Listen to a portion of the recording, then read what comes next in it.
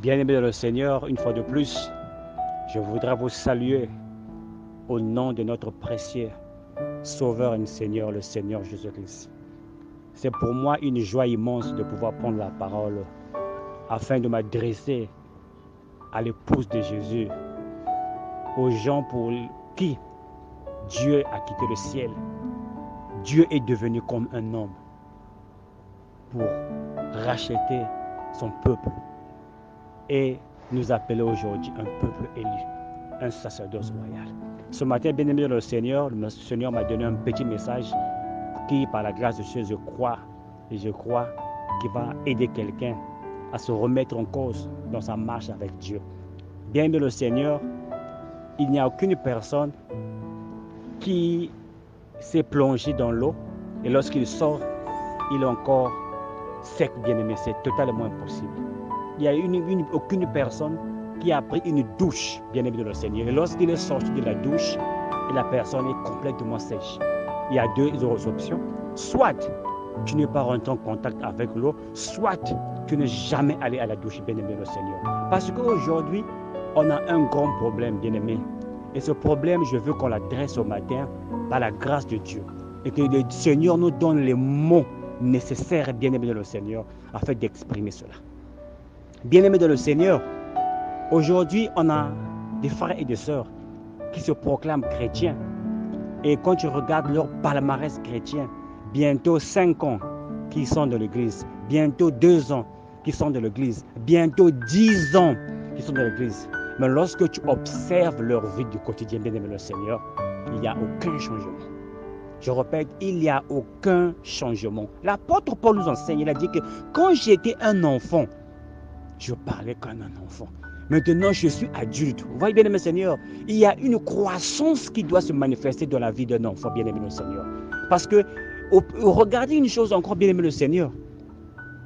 La Bible nous enseigne dans le livre de Jean, bien-aimé le Seigneur, si je me trompe pas, Jean chapitre 4, il dit que l'homme ne se nourrit pas seulement de pain seulement, de Matthieu chapitre 4, que de toute parole qui sort de la bouche de l'Éternel.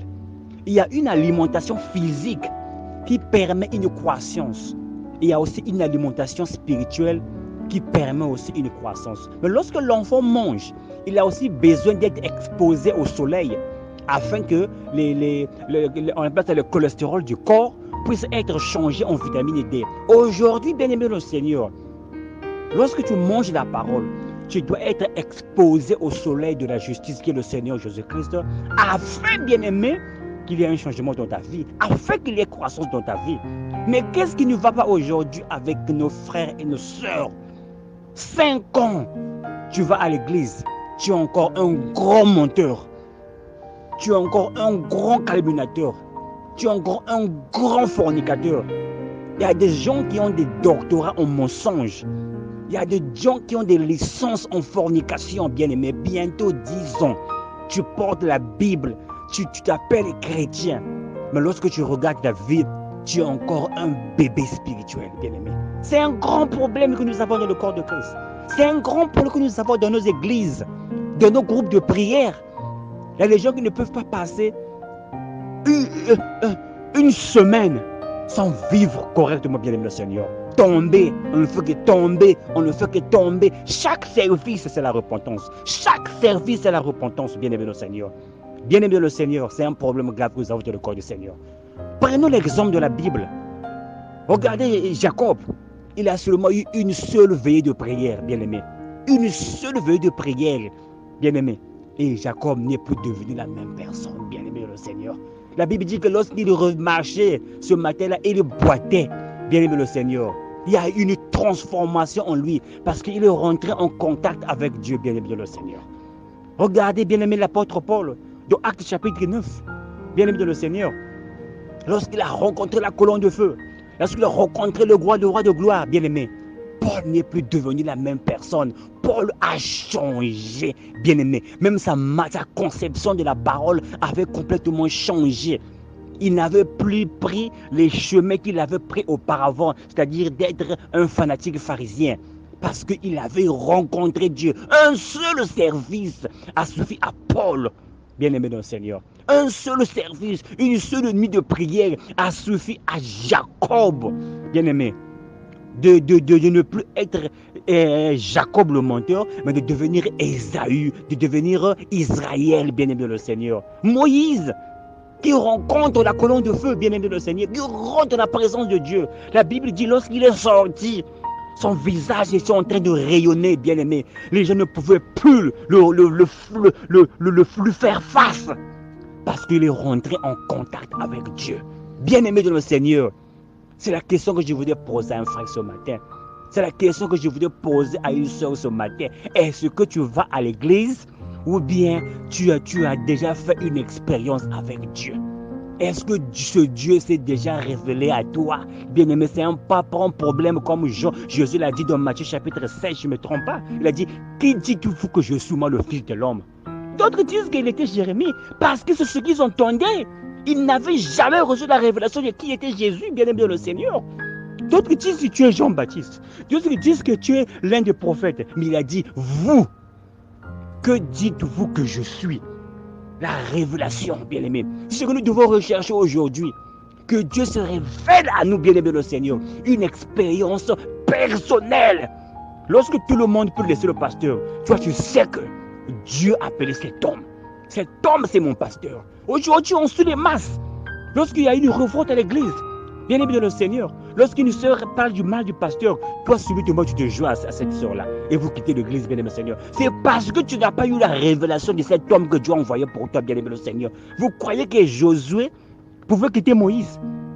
Bien-aimé le Seigneur, vous croyez qu'Aaron pouvait quitter Moïse, bien-aimé le Seigneur? Vous croyez que Pierre pouvait quitter Jésus, bien-aimé le Seigneur? Parce que ce que nous avons besoin, bien-aimé, c'est la révélation. C'est que Dieu se révèle à nous, bien-aimé le Seigneur. Avoir ta propre révélation. Ce n'est pas ce que les gens disent qu'est Dieu pour eux. Ce n'est pas ce que les gens disent qui est Jésus pour eux. Mais toi, qu'est-ce que tu dis de Jésus? Pierre a dit que tu es Jésus, le Fils de Dieu. Il a dit que ce n'est pas le sang et la chair qui t'ont révélé cela, mais c'est mon Père qui est dans le cieux. Il a dit que sur ça, je bâtirai mon église. La révélation, bien-aimé de le Seigneur. Ne suivez pas les masses. Ne suivez pas les gens quand vous allez à l'église, bien-aimé le Seigneur. Nous devons avoir une révélation personnelle, bien-aimé le Seigneur. Regardez Marie. Le livre de Luc, chapitre 35. La Bible dit que, il a dit que je n'ai jamais connu d'homme. Mais comment cela va-t-il m'arriver? Il a dit que le Saint-Esprit viendra sur toi. Vous voyez bien le Seigneur. Et lorsque Marie a été couverte par le Saint-Esprit, lorsque Marie est rentrée en contact avec le Saint-Esprit, et nous savons tous que Marie c'est le type de l'Église. Et l'Église, c'est toi et moi, bien-aimé le Seigneur. Lorsqu'il y a eu contact entre l'ange du Seigneur qui est venu apporter le message, c'était pas l'ange Seigneur, l'ange Gabriel, qui est venu à Marie pour lui apporter le message, bien-aimé le Seigneur. Lorsqu'il a couvert Marie, bien-aimé, Marie est tombée enceinte. Et Marie a accouché Jésus. Qu'est-ce que ça signifie accoucher Jésus? C'est de manifester la vie de Jésus autour de toi. Les gens vont savoir au travail, les gens vont savoir dans ta famille, les gens vont savoir dans ton quartier, les gens vont savoir au marché, les gens vont savoir à l'école. Quelque chose s'est passé dans la vie de cette sœur. Quelque chose s'est passé dans la vie de ce frère. Même si tu ne parles pas, même si tu ne dis pas que tu es chrétien, c'est parce que tu es rentré dans la présence de Dieu. C'est parce que Dieu s'est révélé à toi, bien-aimé de le Seigneur, bien-aimé de le Seigneur. C'est ce que nous avons besoin aujourd'hui. Comment tu dis que tu es chrétien, mais tu es un grand menteur? La Bible dit que tu ne mentiras pas. Comment tu dis que tu es chrétien, mais tu es un grand fornicateur? La Bible dit que les fornicateurs n'y rentreront pas dans le royaume des cieux. Comment tu dis que tu es chrétien, mais tu es plongé dans le commérage? Le songui, le rapportage. Tu ne peux pas garder un secret, bien-aimé de le Seigneur. Comment tu dis que tu es chrétien, tu diffuses les foyers des gens? Comment tu dis que tu es chrétien, mais tu pêches toujours en cachette? Tu as ton petit mignon, tu es marié, mais tu as des femmes à l'extérieur, bien-aimé le Seigneur. Tu fais des comptes au travail, bien-aimé le Seigneur. Ça, c'est quel genre de chrétienté? Il y a une preuve, bien-aimé, que nous n'avons jamais été en contact avec le soleil de la justice. Il y a une preuve suffisante, mon frère.